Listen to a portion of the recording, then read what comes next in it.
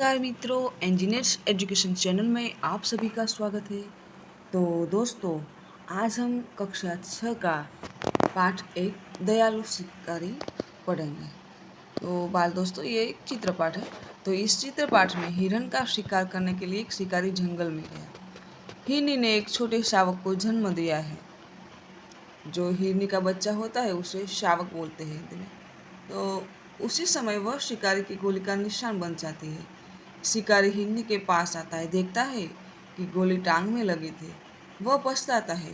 वह हिरनी और उसके बच्चे को डॉक्टर के पास ले आता है। बाद में जंगल में उसी जगह छोड़ आता है। इस चित्रपाठ में पशुओं के प्रति मानव का कैसा व्यवहार होना चाहिए और संसार में सभी को जीने का अधिकार है, यह बात बताई गई है। तो अब हम चित्रपाठ को देखेंगे। तो आप चित्र एक में देख सकते हैं कि हिरनी है वो इधर उधर घूम रही है। दूसरे चित्र में जो शिकारी है वो हिरनी को दूर से झाड़ के पीछे से देख रहा है। तीसरे चित्र में शिकारी हिरनी पर बंदूक लगाता है। चौथे चित्र में आप देख सकते हैं कि हिरनी है वो भाग भाग जाती है।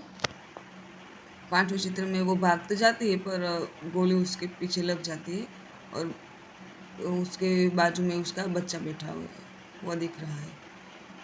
छठे चित्र में आप देख सकते हैं कि जो शिकारी है वो हिरनी के पास आता है और देखता है तो उसका बच्चा भी होता है और हिरनी को लगा होता है तो उससे लोही आया होता है।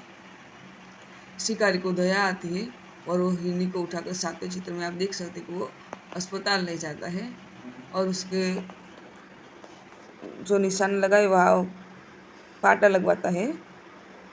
और आठवें चित्र में वो हिरनी का इलाज कराता है हॉस्पिटल में से और जंगल की ओर निकलता है। नौवें चित्र में आप देख सकते हैं कि वो हिरनी को जंगल में छोड़ कर आया है और हिरनी उसके शावक के साथ घास खा रही है। तो बाल दोस्तों, अब इस कहानी के आधार पर हम दिए गए प्रश्नों के उत्तर देखेंगे, यानी कि अभ्यास देखेंगे। तो प्रथम प्रश्न है, चित्र का अवलोकन करके प्रश्नों के उत्तर दीजिए। प्रथम प्रश्न है, इस चित्रपाठ में किस पशु की बात है? तो इस चित्रपाठ में एक हिरनी की बात है। प्रश्न नंबर 2, आपने किन किन पशुओं को देखा है? तो मैंने गाय, भैंस, बैल, बकरी, घोड़ा, हाथी, कुत्ता, बंदर, बिल्ली, ऊंट और गधे को देखा है। प्रश्न नंबर 3, जंगल में कौन कौन से जानवर देखने को मिलते हैं?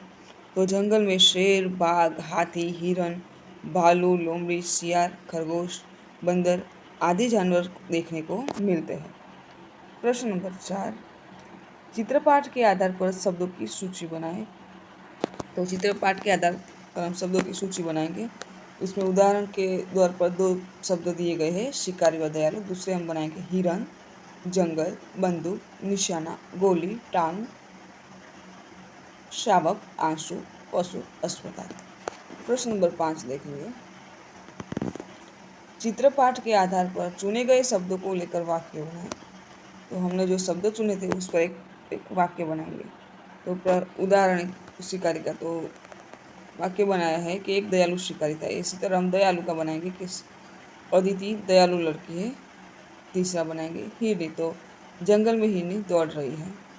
चौथा शब्द बनाएंगे जंगल, तो शेर जंगल का राजा है। पांचवा शब्द है बंदूक, तो वाक्य बनाएंगे शिकारी के पास बंदूक थी। छठा शब्द है निशाना, तो वाक्य बनेगा तुमने सही निशाना लगाया। सातवां शब्द है गोली, तो गोली निशाने पर लगी। आठवां शब्द है टांग, तो बंदर की टांगें लंबी होती है। नौवां शब्द है शावक, तो शावक अपनी माँ के पास बैठा था। 10वां शब्द है आंसू, तो माँ की आंखों में आंसू थे। 11वां शब्द है पशु, तो गाय दुधार पशु है। और 12वां शब्द है अस्पताल, तो यह शहर का नया अस्पताल है। आगे देखते हैं, चित्रों के आधार पर निम्नलिखित जैसे प्रश्न पूछकर दयालु शिकारी कहानी बनाए। तो उदाहरण में प्रश्न है कि पहले चित्र में हिरनी क्या कर रही है? तो पहले चित्र में हिरनी दौड़ रही है। दूसरा प्रश्न, हिरनी जंगल में क्या क्या खाती होगी? तो हिरनी जंगल में घास और पेड़ पौधे के पत्ते खाती होगी। तीसरा प्रश्न, हिरनी देखने में कैसी है? तो हिरनी देखने में मोटी ताजी है। प्रश्न 4, शिकारी हिरन का शिकार क्यों करना चाहता था? तो शिकारी मांस खाने के लिए हिरनी का शिकार करना चाहता था। प्रश्न 5, गोली मारने के बाद शिकारी ने क्या किया? तो गोली मारने के बाद शिकारी हिरनी के समीप गया। प्रश्न नंबर 6, हिरनी के समीप जाकर शिकारी ने क्या देखा? तो हिरनी के समीप जाकर शिकारी ने देखा कि उसकी टांग में गोली लगी है और उसने एक शावक को जन्म दिया है। प्रश्न नंबर 7, शिकारी हिरनी को कहाँ ले गया, क्यों? तो शिकारी हिरनी को पशुओं के अस्पताल में ले गया क्योंकि वह उसका इलाज कराना चाहता था। प्रश्न नंबर 8, शिकारी ने हिरनी के साथ कैसा व्यवहार किया, क्यों? तो शिकारी ने हिरनी के साथ दयापूर्ण व्यवहार किया क्योंकि उसकी दशा देखकर शिकारी को दुख हुआ था। प्रश्न 3, वर्ण के आधार पर अधिक से अधिक शब्द बनाएं। उदाहरण है, ख तो ख से खरगोश, ख से खत्म, ख से खाली, ख से खाना। इसी तरह शब्द है ट, तो ट से शब्द बनाएंगे टकसाल, ट से टका, ट से टकना, ट से टमटम। ड तो डकार, डकैती, डग, डगमग। तीसरा शब्द है म, तो मकड़ी, मकर, मधुर, मक्षिका। चौथा शब्द है भ, भ से भगत, भगदड़, भगवा, भगौड़ा। आगे देखते हैं, स्वाध्याय के प्रश्न देखेंगे अब हम। तो प्रश्न 1, शिकारी हिरनी के पास क्यों गया, अपने विचार लिखिए। तो शिकारी ने हिरनी पर गोली चलाई थी। वह यह जानना चाहता था कि उसकी गोली हिरन को कहाँ लगी है, हिरनी को कहाँ लगी और अब वह किस दशा में है, यह जानने के लिए वह हिरनी के पास गया। यह हालत देखकर शिकारी को बहुत दुख हुआ। उसे हिरनी पर दया आई। उसने हिरनी को बचाने का निश्चय किया, इसलिए वह हिरनी को अस्पताल में ले गया। प्रश्न 2, नीचे दो प्रसिद्ध कहानियाँ के चित्र दिए गए हैं, उसके नाम लिखकर कहानी लिखिए। तो देखो, पहले चित्र है पहला चित्र है और दूसरा चित्र है। तो पहले चित्र में कछुए और बतख की कहानी है, दूसरे चित्र में कौवे की कहानी। तो हम पहले चित्र देखेंगे। तो चित्र के आधार पर अब हम कहानी बनाएंगे। तो पहले चित्र की कहानी हम बनाते हैं। तो उस कहानी में है कि बहुत बोलना बुरी बात है, उसके कारण बड़ा संकट हो सकता है, यहाँ तक कि जान भी जा सकती है।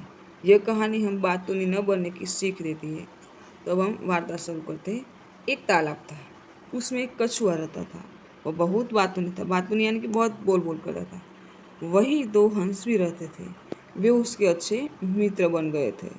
एक साल वहाँ बरसात बहुत कम हुई, तालाब का पानी सूखने लगा। हंसों ने कछुए के साथ दूसरे तालाब पर जाने का निश्चय किया। वे एक लकड़ी ले आए और उसका एक सिरा अपनी अपनी चोंच पे पकड़ लिया। बीच का भाग कछुए ने अपने मुंह से पकड़ लिया। हंसों ने कछुए से कहा, भाई, तुम रास्ते में बोलना मत, बोलोगे तो लकड़ी मुंह से छूट जाएगी और तुम नीचे गिर पड़ोगे। दोनों हंस कछुओं को लेकर उड़ने लगे। रास्ते में वे एक गांव में आए। गांव के लोग इस प्रकार कछुए को लेकर उड़ते हुए हंसों को देखने के लिए जमा हो गए। लोगों को देखकर कछुए से चुप न रहा गया। उसने बोलने के लिए अपना मुंह खोला। उसी समय लकड़ी उससे मुंह से छूट गई और वह जमीन पर गिर पड़ा और मर गया। दूसरे चित्र में बुद्धिमान कौवे की बात की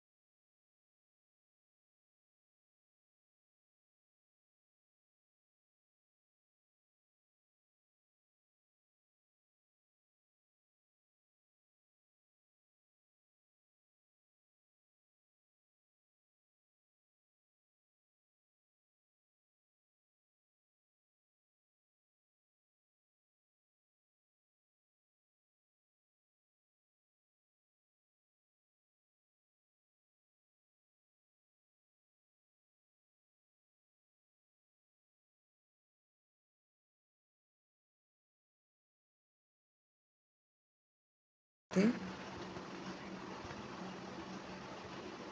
3 कौवा और लोमड़ी कहानी बनाकर लिखिए। तो इस चित्रपाठ आप देख सकते हैं। तो यहाँ कौवे और लोमड़ी की बात की गई है, देखो। तो अब हम इस चित्रपाठ के आधार पर वार्ता बनाएंगे।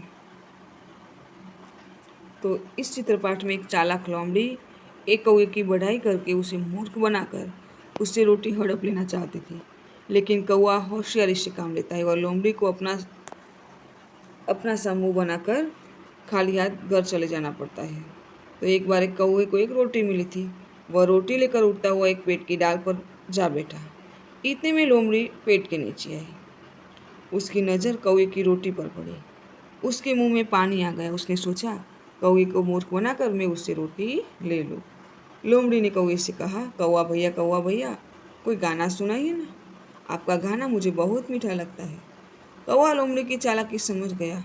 उसे लगा कि लोमड़ी रोटी पाने के लिए यह नाटक कर रही है। कौवे ने अपनी चोंच की रोटी अपने पंजे से पकड़ ली और वह जोर जोर से काव काव करने लगा। यह देखकर लोमड़ी आश्चर्यचकित रह गई। अरे, यह कौवा तो समझदार लगता है। ऐसा वह मन ही मन बोली और चलती बनी। फिर कौवे ने मजे से रोटी खा ली। सचमुच अपनी सूझबूझ से हम किसी को भी मूर्ख कोई भी हमें मूर्ख नहीं बना सकता। आगे देखते हैं।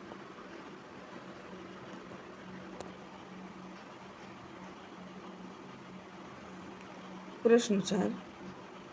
प्रश्न 2 और 3 में आपको कौन सी कहानी अच्छी लगी, क्यों?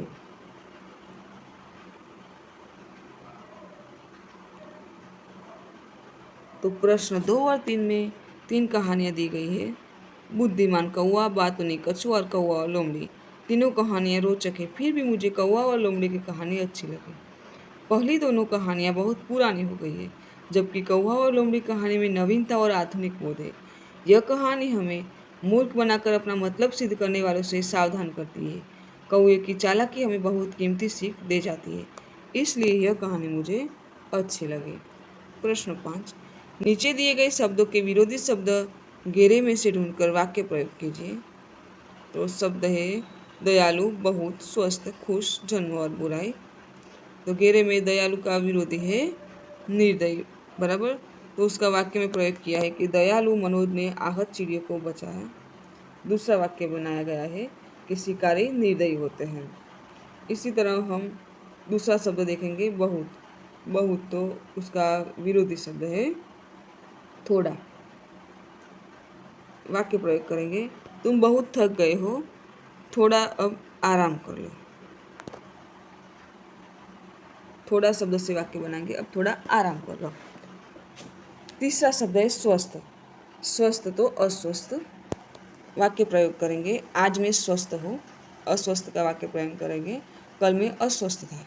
चौथा शब्द है खुश तो नाखुश। तो वह हमेशा खुश रहता है। दूसरा वाक्य बनाएंगे कि मैंने उसे कभी नाखुश नहीं देखा। पांचवा शब्द है जन्म तो मरण। तो रोज कई बच्चों का जन्म होता है। दूसरा वाक्य, रोज कई लोगों का मरण होता है। छठा शब्द है बुराई तो भलाई। तो वाक्य प्रयोग करेंगे, मैंने आपके साथ कभी बुराई नहीं की। दूसरा वाक्य, मैंने आपके साथ हमेशा भलाई की है। तो आप पढ़ चुके हैं कि किसी व्यक्ति, वस्तु, स्थान या भाव को प्रकट करने वाले शब्दों को संज्ञा कहते हैं। तो अब आगे देखेंगे। नीचे दिए गए वाक्यों में जो संज्ञा है उसे रेखांकित कीजिए। उदाहरण है, थोड़ी देर बाद उसे राम और श्याम मिले। तो राम और श्याम जो है उसे संज्ञा बोलते हैं। तो इसी तरह वाक्य है कि पूजन की परीक्षा 5 बजे तक चलने वाली है। तो उसमें पूजन और परीक्षा उसे संज्ञा बोलते हैं। तो उसके नीचे लीटी करेंगे। दूसरा वाक्य, सब अंबाजी जा रहे हैं। तो अंबाजी शब्द है वो संज्ञा कहते हैं। तीसरा शब्द, गुलाब का फूल मुझे पसंद है। तो गुलाब को और फूल दो संज्ञा है। चौथा शब्द, हिमालय की चढ़ाई बहुत कठिन थी। तो हिमालय और चढ़ाई संज्ञा बोलते हैं। पांचवा वाक्य है, आज बिल्ली सारा दूध पी गई। तो बिल्ली और दूध संज्ञा बोलते हैं। प्रश्न नंबर 8, अंदाज अपना अपना। यह शिकारी की जगह तुम होते तो क्या करते, चर्चा कीजिए। तो यदि शिकारी की जगह मैं होता तो मैं भी हिरनी के साथ वैसा ही व्यवहार करता जैसा शिकारी ने किया है। तो अब हम चर्चा करेंगे। तो नरेंद्र बोला, घायल हिरनी और उसके नवजात शावक को देखकर मेरा दिल भर आता। परेश बोला, मैं तुरंत दौड़कर रिक्शा या किसी दूसरे वाहन को ले आता। इतने में अखिल बोला, रिक्शा या किसी अन्य सवारी को किराया देना पड़ता, अगर तुम्हारे पास किराए के पैसे न होते तब क्या करते। परेश बोला, तब मैं दौड़कर सीधे अस्पताल पहुंचता और हिरनी की हालत बताकर उनसे एम्बुलेंस भेजने का अनुरोध करता। नरेंद्र बोला, हाँ, किसी तरह हिरनी का इलाज तो करवाना ही था, उसके बचने पर ही उसके बच्चे के जीवित रहने की आशा की जा सकती है।